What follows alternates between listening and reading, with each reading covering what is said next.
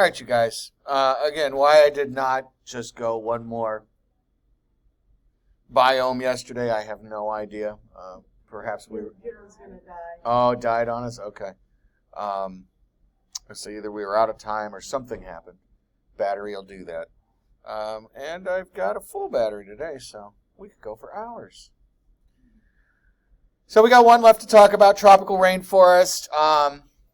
The big difference here, we've already talked about rainforest, but that's, you guys, when you hear rainforest, you don't think Seattle, okay? You think of this place, and rightly so. All right, this is a very lush species, species-rich, very lush environment, and we've got plenty of heat, plenty of moisture. Looking at upwards of 450 centimeters a year. That's probably the highest I think we've seen in this entire presentation. 2.5 centimeters per inch. We could roughly divide that in half and then go down a little bit. It's a couple hundred inches of rain. That's a lot of rain. A lot of rain. So the strange thing is, even here, arguably the most biodiverse and densely populated, and anything that you can say to tie onto that word lush there, the soil is absolute garbage. If you were to go and get some potting soil from there, you wouldn't be able to grow hardly anything in it. It is so, everything there is so tied up into its own little cycle, okay? What comes out of, we'll just argue and start with soil. What comes out, arguably, of the soil goes right up into the plants and either comes back down as dead leaves and is almost immediately reabsorbed, or it comes down as monkey poop or as rotting fruit or whatever, and it just goes right back in. It never has a chance to build a soil, all right? Not having talked about soils in here, you may or may not know that it takes time to develop a soil. Those nutrients, to some extent, may have been there on day one, okay? But once anything has lived in the soil, those nutrients get used up, and that takes time to replenish. And we talked briefly earlier in the semester about moving things, like growing all our produce in California, for example, taking nutrients out of the ground there and moving all of that produce over to this part of the world. You're messing up a cycle. And as such, they have to fertilize the heck out of over there to replenish the nutrients, so on and so forth. Well, right here, okay, it is I suppose, almost a perfect cycle. If it can grow this lush without really ever developing that soil profile, then it must work, right? They talk about 3 distinct canopy layers. I don't know how much I go into that, but there are levels of life, basically, okay? Levels of life, and yep, we do.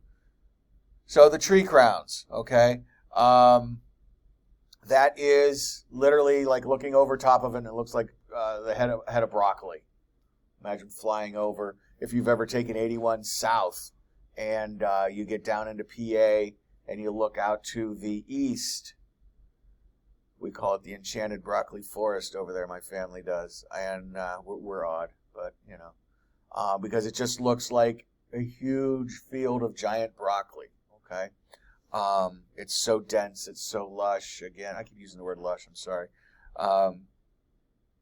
So full and green, it's amazing.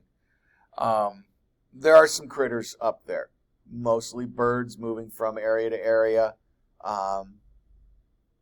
You're not going to get, I don't think you get, monkeys and whatnot that high up. Bless you. So the middle, these are the critters that, this is the area where, again, things are so densely populated, you could essentially go from tree to tree to tree to tree. All right.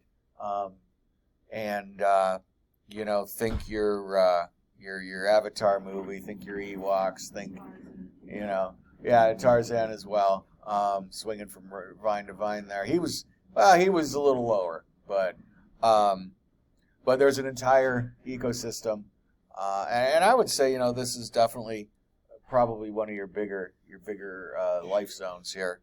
And the forest floor, and this is if you're watching a Hollywood movie, of course, this is where, you know, your people are walking through, and they've got every majority, you know, every bit of critter that they could come up with, right or wrong, living down there. But you know, the interesting thing that I grabbed to point out is that you need really special plants. And this is true of any forest. Again, if you spend any time walking through the woods, you know that you're going to see certain things. You're going to see ferns a lot, and certain, we used to call it skunk cabbage. I'm not sure what its real name is, but certain cabbage-looking plants, pitcher in the valley, jack in the pulpit kind of stuff. These are just typical forest plants, and the reason that they thrive and do so well there is because they don't need a whole lot of sunlight. Okay, and it's even more so when you get down to something this dense. But this spring and into summer, take a walk in the woods and try to find somewhere that's pretty dense, and you'll notice probably some plants you don't see other places. So, and yeah, that's it. So 6 minutes worth of video here, and we're going to switch PowerPoints.